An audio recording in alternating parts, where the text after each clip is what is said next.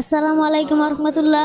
সম্মানিত দর্শক শ্রোতা মণ্ডলী, আজকে মার্কাজ সুন্নাহ সালাফির শাখা সোনামণি বৈঠকে আপনাদের সুস্বাগতম।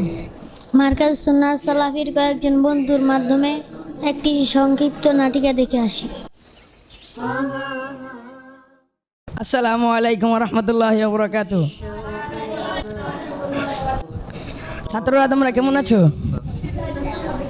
আমরা আজকে ইমানের পরীক্ষা নিব, দেখি তোমরা পারো কিনা। তোমাদেরকে আমি একটি একটি করে বই দিব। এই বইয়ের 10 নম্বর পৃষ্ঠা সবাই গোপনে পড়ে আসবে, যাতে কেউ না দেখে। ছাত্ররা তোমরা কোথায় আছো? যে যেখানে আসো চলে আসো।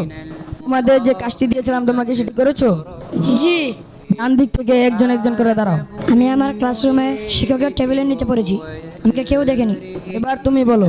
আমি আমাদের রুমের দরজার পিছনে পড়েছি, আমাকে কেউ দেখেনি। তুমি বলো। স্যার জি, আমি তো পড়তে পারিনি। কেন?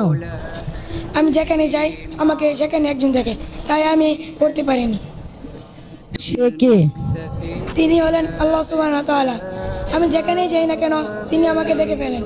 আমি ওনার চোখের দৃষ্টির বাইরে যেতে পারি না। সম্মানিত উপস্থিতি, আমরা এই ছোট্ট নাটিকা থেকে বুঝতে পারলাম যে আমরা যেখানেই থাকি না কেন আল্লাহ অবশ্যই আমাদের দেখছেন।